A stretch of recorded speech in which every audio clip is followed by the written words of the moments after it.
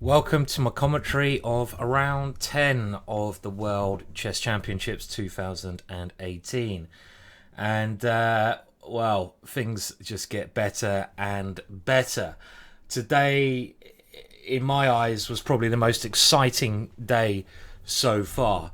There's been a lot of discussion about, the draws and everything. There's been so many draws, blah, blah, blah, blah, blah.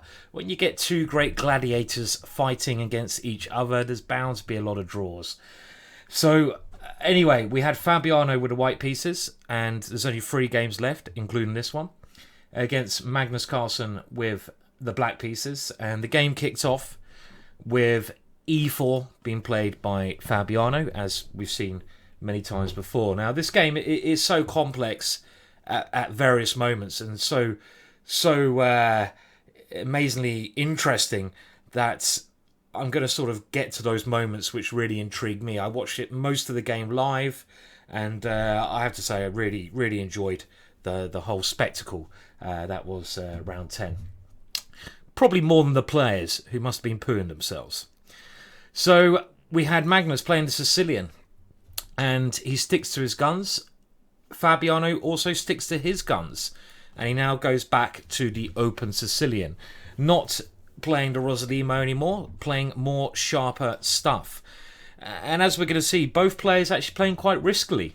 Magnus not playing 1e5 in this match, actually playing more dynamic positions, Sicilian positions. That is risky. And Fabiano going into risky positions in an open Sicilian. So already this is the kind of chess I want to see. We have a capture, and now we have the main line Srezhnikov, e5, knight d5, d6, and here the move that probably is going to become a trend for the future, a move that Fabiano played a couple of rounds ago to get a very overwhelming position. If you remember that game where Magnus played g5 and Fabiano played this rather weak h3 move, when instead he could have put his queen on somewhere like h5 with a lot of pressure. And the move in hand is knight d5. So both players obviously prepared up to this moment because they've had it before in the match. An exchange on d5. The knight goes again back to b8. We discussed this before. This knight, if you've always got to think about the future of your knights, particularly because the knights are more trickier to maneuver than your bishops. And you've always got to think where your knights want to go in the middle game. And by moving it to b8, it becomes clear that this knight has potential, after coming to d7, to come to f6, or even to e5, or even to c5. These are the squares that knight is aiming to get to, and they each have their points. Later on, this will become more clear. Had the knight gone back to a square where it had been developed, say e7, it's not entirely clear what the future of that knight is. Where's it going to go in the middle game? I mean, it goes to f5, it goes to g6. Your knight needs to move with purpose, and it's not really moving anywhere with purpose from those two squares. So knight b8, and now this a4 move, which Fabiano's team's been preparing. And we have the same development from both sides. The knight develops to d7. We saw this again, like I mentioned, a couple of games ago. You can see my YouTube analysis of that. But here we had the first novelty, the first new move, a move that's never been played before by Fabiano. The move he played is b4. Very, very logical. Bishop d2 was what he tried in the game a couple of rounds ago. And of course, it would have been interesting to see what Magnus has prepared here. The whole point of this, White's trying to clamp on the queen side. So if we look at White's strategy, White wants to go a5. So, for example, the last game went a5 along these lines. And this knight can't really stay there forever, so Black's got to play a6. And now, moving the knight back to c3 is actually pretty lame for White, because it's unclear where that knight's going. It blocks the c pawn. So White always wants to move the knight back to a3, where later it can come to c4 and into that big hole, and White starts to clamp on the queen side. Why is the bishop on d2? Well, of course, it defends the a5 pawn, so black can't capture that pawn on the way. So this is the strategy that white's playing at, and b4 does exactly the same thing. In actual fact, it seems a bit quicker in some respects. White wants to play a5 and just use these pawns to come forwards. Also, when the pawn gets to c5, another break, which we saw is typical for white, this pawn on b4 is very useful. It does have a downside, though. First of all, Magnus kicks the knight away. The knight goes back to a3. And before white can play a5, clamping that square on b6, this big square, and then using that square for a piece, Magnus plays a5. And this is a very clever idea, because there's a couple of things that are going on here. He's trying to break up the white pawns. He's trying to, first of all, control the queen side before he uses his majority, and we've seen this happen before, and we'll see it later on the king side. And what does white play? Well, white took on a5, and the point of this after knight c4 is to gain as many tempos as white can. Rook a8, the bishop comes to e3, very good diagonal. Black now starts his counterplay. Magnus starts punting those pawns, f5. And here Fabiano plays a5. And up to around here, Fabiano played very quickly. But I guess both sides had not really spent a lot of time analysing this position. Now they get out of their prep. That would be my inkling, because it's kind of a new position. This is a new theory these guys are developing. Very exciting. I mean, look, I'm a hacker. I like hacking, attacking, cracking, killing kings. I like attacking kings. So I would always take black here. You know, it reminds me of a Dutch, and we're going to see this Dutch plan. More like a King's Indian defence, if you know what that opening is. On the other hand, white does have a lot of squares on the queen side, so there's a lot of stuff going on. White trying to attack on the queen side, and black really needs to checkmate white on the king side. Otherwise, this b6 square is very horrible. So it's a very double-edged, exciting game. Yes. So bishop b6 came after f4, and of course these pawns push on. Bishop b6. If that's taken, the knight gets a great square. And this is the normal maneuver. The queen moves its way over to the king side to increase the attack that black wants to build. Now, an interesting move, rook a3, and this is a very useful rook. This is a very clever move. The rook defends along the third rank. It controls squares like f3 for when one of black's main breaks is e4 and f3 in this position. And the rook controls all these kind of dangerous squares here for now. Maybe a bishop h3 later on, combined with queen g6, and now of course that's not so possible. Magnus just keeps going. Queen g6.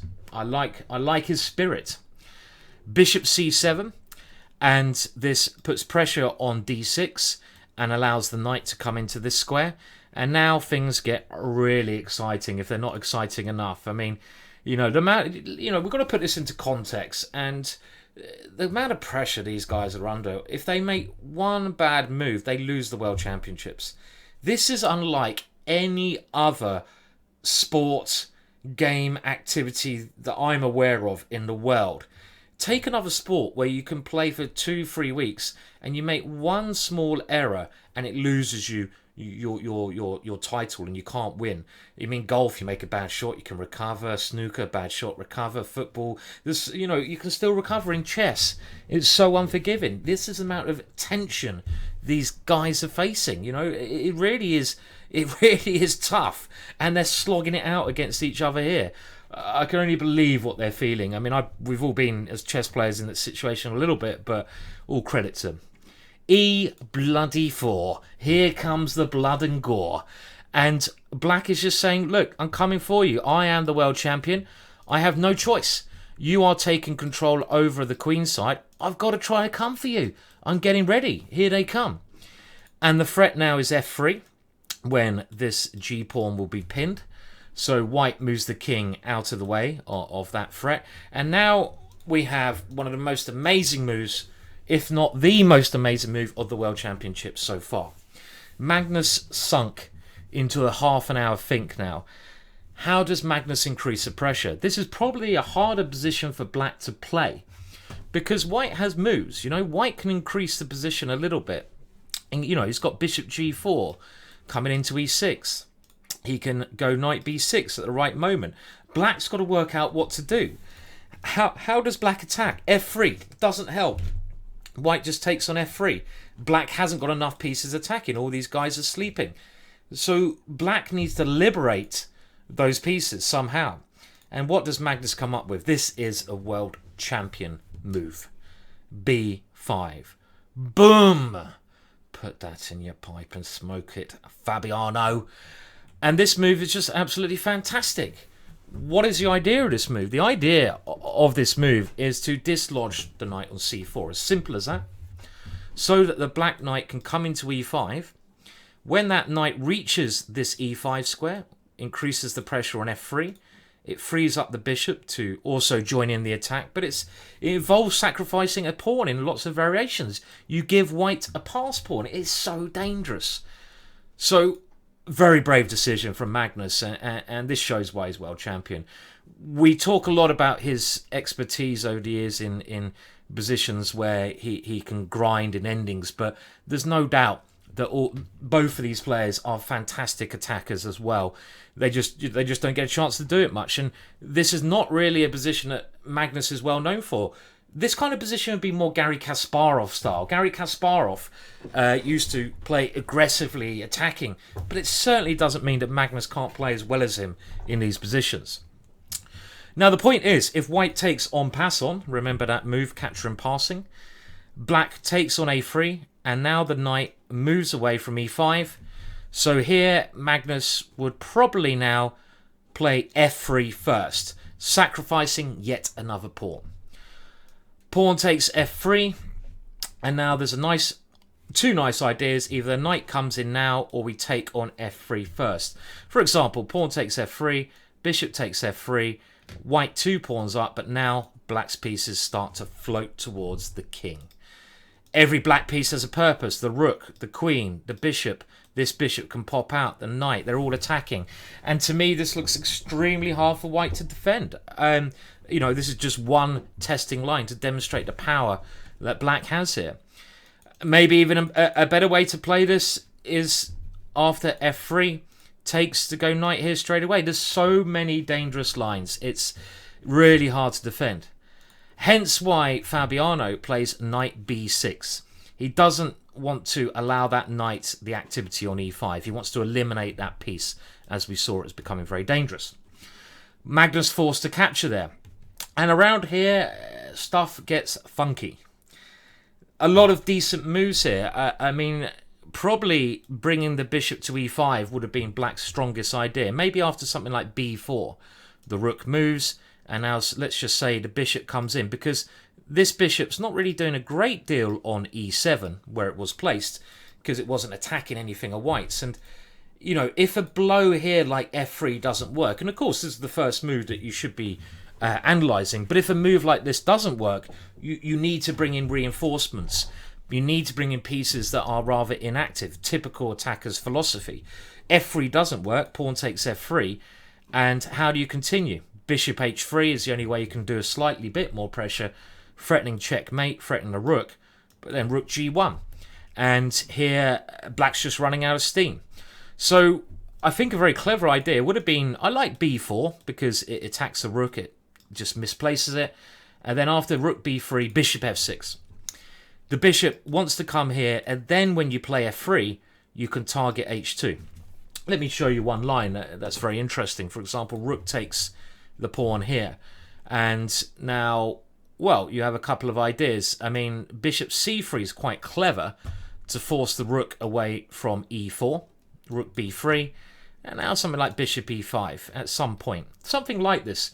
Let's just show a6, now f3.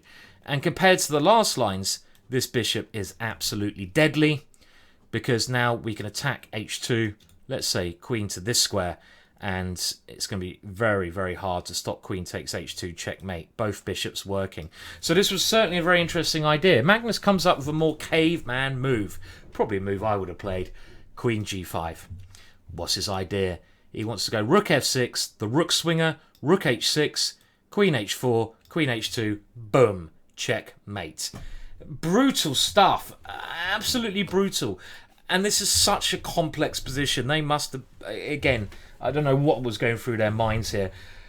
Now, you know, the best move here for white, and here, it's so funny, when I was watching the games, all these people were saying the computer says white's winning, the computer says black's winning. This is a game between two humans, even though they're coming across as superhumans, and they still played a great game here. The way that white could have actually played was bishop. He could have grabbed this pawn. But after rook to f6, it looks so dangerous. The rook comes, the queen comes, but the computer indicates that white has ways to defend here, even with ideas of rook a e1 and this bishop coming back. But again, the computer likes this for white, but just facing such an attack as this, you really have to be, you know, some kind of genius to be able to defend here. You know, some move like this, maybe not here because the rook takes e4, but I do also have the feeling that maybe Fabiano missed this rook e1 move with the idea of the bishop coming back. Rook g6 is another way to attack, but then the bishop gets this square. This rook on a3, now you can see why this was such a clever move. I mean, ideas like bishop h3, which could be a fantastic idea, because pawn takes queen g1. They don't work, because the rook's defending this square. It's a great defensive move. But Fabiano now played quite a mysterious move. He played g3. And this move is really dodgy. b4 played, the rook moves, and I've no idea now. This was the big opportunity for Magnus. Why didn't he play f3? I mean, this is the typical mating pattern around the white king. The bishop has to move, let's say to, I don't know, b5, and now we can get on with it. Let's float this one in. Bishop to h3. The rook has to move, let's say rook to e1, and now even something like queen g4. And my very blatant idea here is to swing the rook to h5, get the bishop to g2, and then take on h2. With some amazing mating patterns. Let's say that white ignores this idea. I mean, white has to be very careful here. Let's say he goes bishop c6. Rook f5. Anyway, you give up the rook, and now rook h5. In this position, a fantastic position, and it's very hard to stop these moves checkmate, even though black has lost the rook, and I think this kind of thing Magnus was hoping for. I mean, rook g1 doesn't help because bishop g2 takes, we win the queen next move, and let's say white tries to queen the a pawn. Let's just show the finish. Check, king here, rook takes h2, explosions. King takes, check, and checkmate on h1. Yeah, I mean, okay, I'm just showing some ideas. I mean, I you know, I haven't computer checked these lines. I try not to do that because it's more like, you know, just thinking while the games are going on. And also, it's not just me doing this. I'm looking at what other people say, so don't think I'm a genius who's better than these guys. I'm following other people's commentaries as well. There's no way I play anywhere near these guys' standards, so it's not that, but it's just I have more information than them. And it strikes me that had Magnus played f3 here, just the ideas of attacking, as we saw, was so strong in this position. And I think he would have got a ginormous attack. There's numerous attacking ideas. You don't even have to put the bishop here straight away. You could put the queen in first, threatening to come here, winning straight away. Again, bishop c6, queen h3, threatening checkmate, rook g1, and now a very typical checkmate pattern. Something along the lines as rook f6. I've got to show this. Bishop takes a8. Can you see the checkmate? Very typical. Queen takes h2. Of course, rook h6 works as well, but this is a much more pretty checkmate pattern. Fascinating stuff. I love these positions with black. In the end, Magnus played bishop h3, and the problem here is after rook g3, f3, bishop f1, all of a sudden white has this extra option of exchanging off bishops. And when these bishops are exchanged off, the queen defends all the checkmate threats. So a lot of the dynamism has left black's attack. The game goes on, but Magnus can no longer checkmate the white king because the queen defends it. You can go h3, so he has to start grabbing pawns. And I think he played this because he was a bit nervous. I'll be honest. I think the decision not to go all in with some of the lines I showed you was he played this because he wanted a backup option. He didn't want to play for with any chances of losing. He wanted to only have. He didn't want to really risk everything. I totally understand that. Why risk everything in that crazy attack when you can just win a pawn back and keep the pressure? So, I can't criticise. And also Fabiano's played like a robot. I mean, he's played so calmly. He's played all his stuff on the queen side. He's allowed Magnus's attack. And he's saying, I'm not scared. I'm a robot. It's unbelievable balls that these guys have got. Size of Pluto. So anyway, the game continues. And I'm just going to dive forwards a little bit. Bishop d8, not sure that was the best move. And we get to a moment where there's some very nice tactics. Magnus still doing well here because of the central pawns. And in a second, Queen e2. And both sides are a little bit in time trouble here. And again, this shows the tactical prowess of these players. White only has one move here, otherwise he's losing. If White takes the queen off, Black will take on this square, King g1, and now Rook here. There's a nice line, b7. Of course, these guys have calculated all this. Check, King to g2, and now Rook takes b7 at some moment. And this position is just going to be very good winning for Black. And that was just one tactical line. Another tactical line they both calculated with minutes on the clock was Queen b3 check. All of a sudden, okay, let's say the king moves c4. The Black queen is trapped. Has Magnus blundered his queen? Well, no, because Magnus now has a beautiful counter blow. The queen can't move anywhere, but he can strike with Rook takes b6. And this just shows how confident and how calculating geniuses these guys are. It's phenomenal. Phenomenal tactics. The queen can't take the rook because it's checkmate. And if the rook takes here, well, Black does not take the queen. Black takes on e2. And again, astonishing tactics where only Black can be winning with no time. To Fabiano's credit, he finds the only move, Rook e1. We go now into an ending where Black should be a little bit better, but Magnus pushes a little bit too hard. I say Black should be better because at some point Black has d4 and e3 coming. Maybe not enough to win though. And this is a very important move. This allows the king to travel to the centre. And this was very surprising. I don't understand this move because the rook seems very passive there. But I think White wanted possibilities of activating on one of these two squares. Okay, so now King e5, King g3. And we had a couple more moves here. And now Magnus pushes a little bit too much. I think around here he had to play a move like Rook b8. Trying to get White into Zugzwang. I say Zugzwang. What I mean by that is you're forcing your opponent to play a move that will weaken his position. And here, Rook b8 might have been quite clever. I'm sure White's okay. But if White moves this rook, he loses the pawn on c2. So he can't move this rook. If White moves this rook, he loses the pawn on b6. If White moves the king, he allows Black's king into f4. So this is not so easy. But instead, he dives forwards with king d4. And now Rook b5 came as a very nasty shock to Magnus. The point being, if you take on c2 here, Rook to a7, in actual fact, White's now winning because the pawn is free to move. In the when the rook is on c6, you could go Rook takes b6. Not anymore.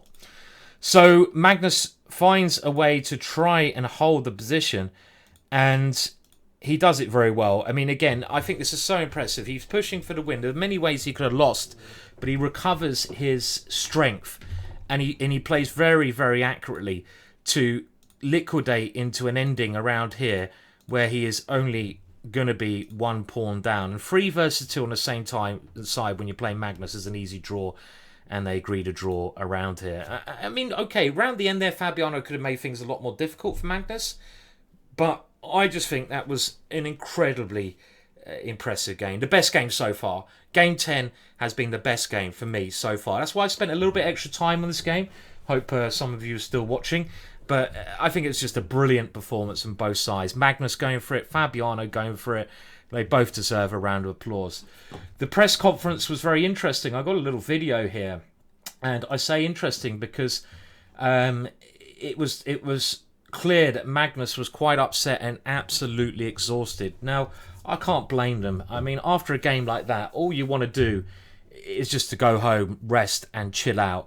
It drains the energy out of you. You know, it's like being sucked energetically by, you know, Dracula for 8 hours, mentally and physically, and you can see that in their face. One thing's for sure, though, we've got a very exciting last 2 rounds to go, if that's anything to go by. They are both incredibly nervous. They're both incredibly stressed. Either of these guys can be world champion, and hope you're excited as me. Thank you for watching this video. Please like, please subscribe, and I'll try to get the next couple of videos out as shortly as I can. Thank you very much, guys and girls. Goodbye for now.